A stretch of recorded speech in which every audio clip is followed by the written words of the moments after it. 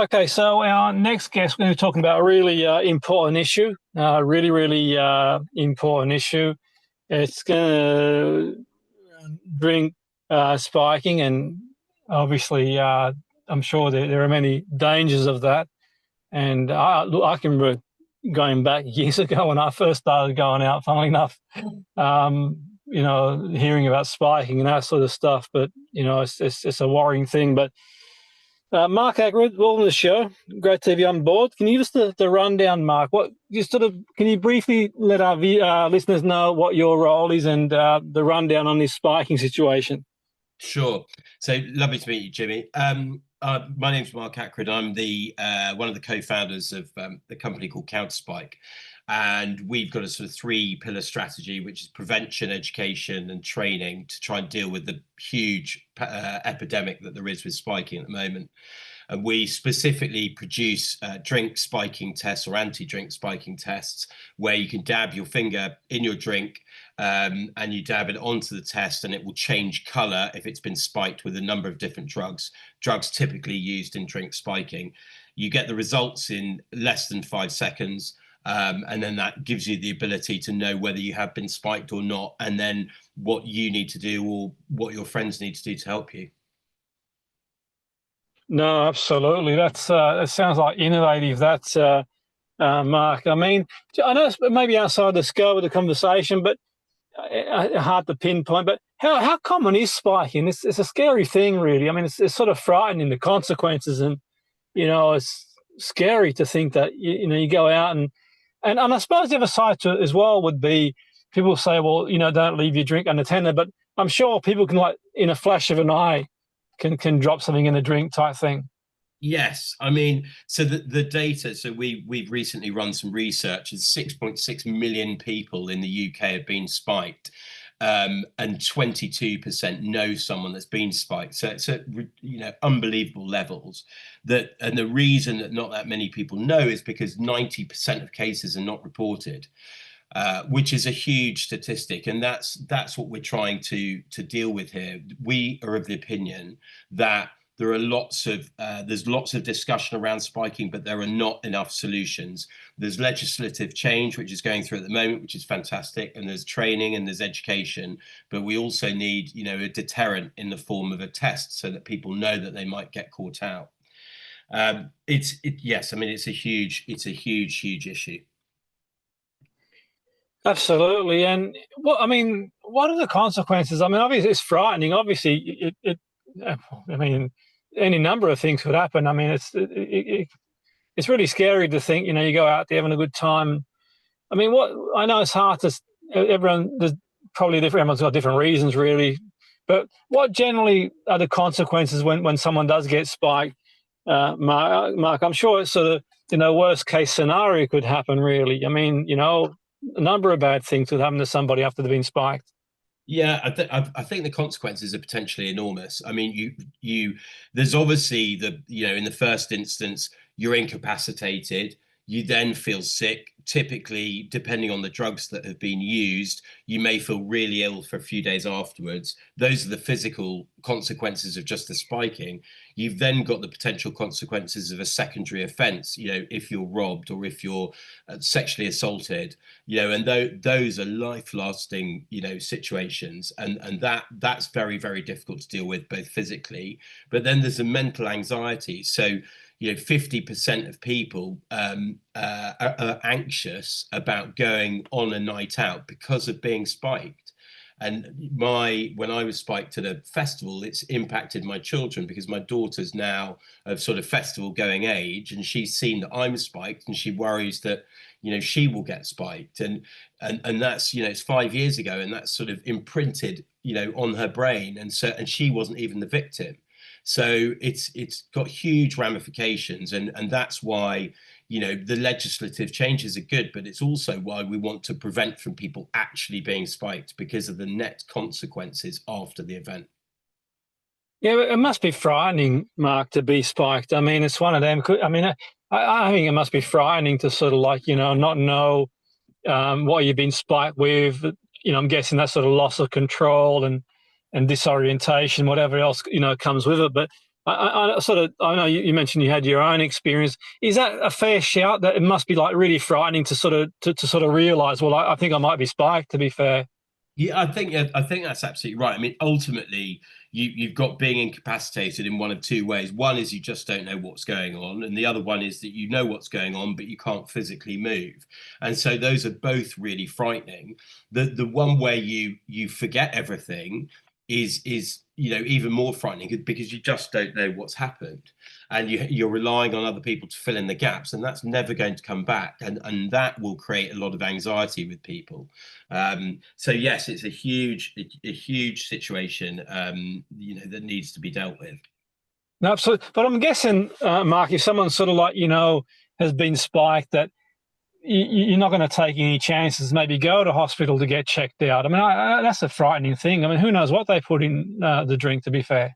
I think this is the issue. I think that a lot of people they don't necessarily they think that they could have been spiked, but there's confidence in going to the police. And we were talking on Good Morning Britain this morning with Rachel, who was spiked in her local pub, and it took a year for the police to come back with the toxicology reports from the blood that they took.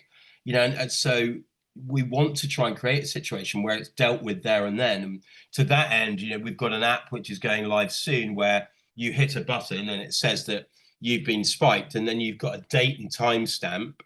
And also, you might be able to get the CCTV from the venue, or you might be able to sort of, ask for witnesses and things which would be needed, if you were to try and prosecute the perpetrator. Yeah, and absolutely. I know it's probably outside the scope of the conversation, but with sort of this legislation, I mean, I think for me, shouldn't spiking itself be, and excuse my ignorance if I don't quite understand, but shouldn't spiking itself be an offence, or a really severe punishable offence? Really, I mean, obviously the secondary offence that can come with it. Someone obviously, God knows what the consequences would be, but surely, like, spiking someone is got to be a serious offence, Mark. I mean, it's just ridiculous, really. Absolutely. I mean, my background is I was a barrister, so I have a reasonable understanding of the law. And yes, it's unbelievable that the historical spiking legislation dates back over 100 years, and it doesn't actually even really deal with the spiking itself. It deals with the secondary offences.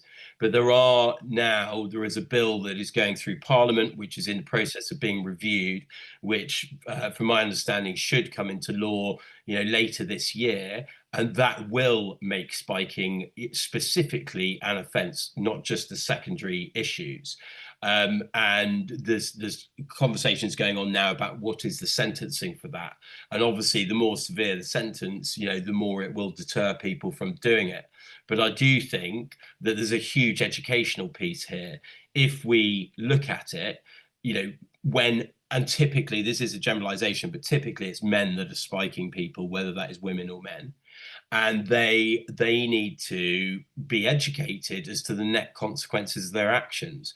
And that education should come much earlier than it does, because when children are forming their sort of moral and ethical values, that's the point at which they should understand that this is a massive infringement of another person's space and well-being. And even if they think that the spiking is funny, they render that person enabled to make their own decisions. And at that point, they might be assaulted or robbed or, raped or whatever it may be. And so they need to understand that what they maybe think is funny can have massive ramifications. No, absolutely. I mean, there is that for sure. I completely, the educational side of it, I agree entirely, Mark. That sort of, I'm sure that a lot of people, like, if they think it proof, they've got half a shred of empathy, they'll understand it. But my worry is there's going to be people out there. The cynical side to me tells me there are people out there that they don't, basically it's only consequences going to make them think twice. It's like, Yeah. you lock them up and throw away the key, then they'll realise, well, actually, you know what? You do this, you're in huge trouble. So I think if you throw both sides to it type thing, and obviously the education, and I have to admit, like, it's been a long time since I first started going out, but even back in the day, even when I was sort of like a late teen, I started sort of, going out to clubs and bars and watching bands. We always protected our drinks back then, Mark. I mean, I wouldn't let And I know that sounds a bit, you want to relax when you go out, but even back then, I wouldn't let a bottle get out of my sight type thing. Not a chance Well, type thing. that I think this, it's not just one size fits all, is it? You need the education, you need the legislation, you need to protect yourself, you need to protect your friends, and you need the tools to be able to do that. And whether that is making sure there are shelves in loos where you can put your drink, when you go to the loo, or whether that's a test, or whether that's a cover, or whether that's just you holding onto your drink all the time, all of these things together will fundamentally reduce the number of spikings. And so we very much want to work together to try and reduce this situation. No, absolutely, yeah, I think it's a horrible thing to do to someone. It's like it's a not good at all, to be fair. I mean, obviously, sort of like it's for the person involved, it must be horrendous to have to go through that ordeal. I'm guessing for a lot of people, Mark, it must feel like a lifetime, that time frame. And like you said before, I mean, if you're not even aware of it, and you get up and you realize something's happened, but there must be a lot of people, I suppose, in the final, like, there must be loads of people who may have been spiked and don't even know. They might not even know they've been spiked. Is that sort of a fair shout? Might may have been spiked in the past, but not even be aware of it. They might have Yes. thought, yeah. Yeah, I mean, we Ashley James, who we're working with, she feels that she's been spiked a number of times, but not been quite sure.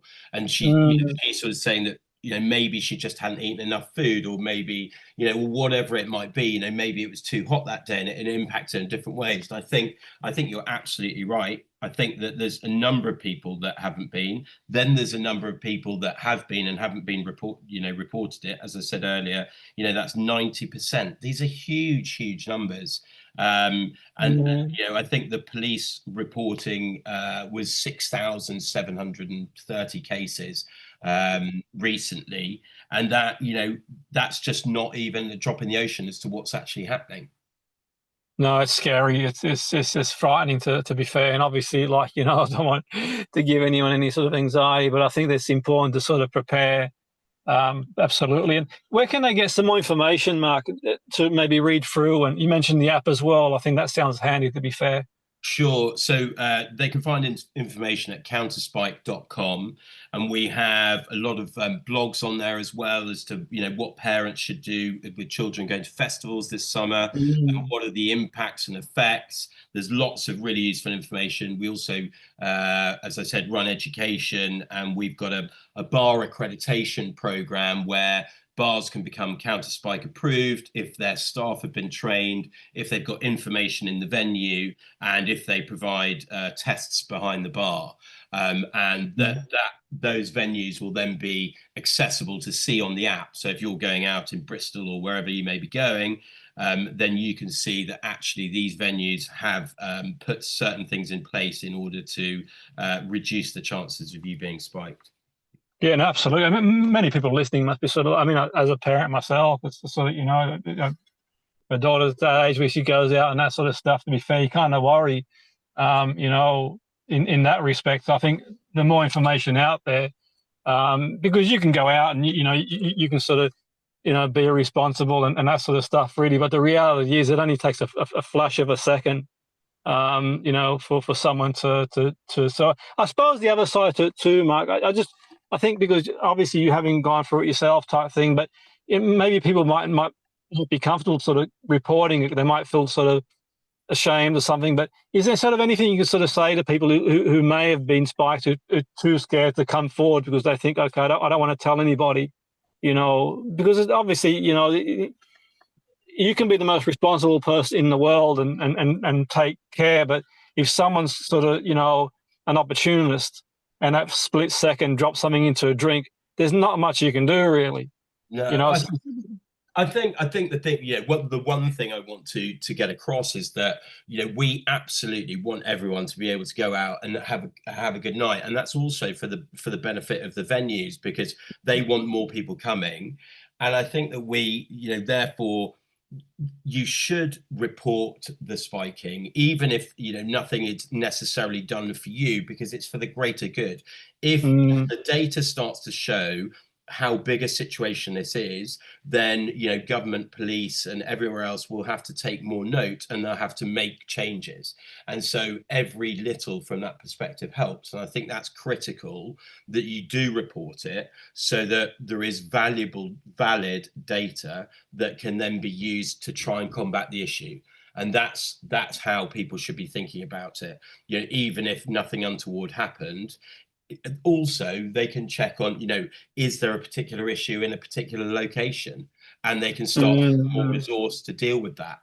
And we will have the ability from the app to be able to report it, either named or anonymously, with a location, so that people can again start to investigate that data and start to make appropriate changes. No, that's been really informative, Mark. I'll definitely sort of check out the information and the app myself. Really, it's obviously sort of a really important issue, really. So thanks for your time, and have a great day. Thank you. Thank you.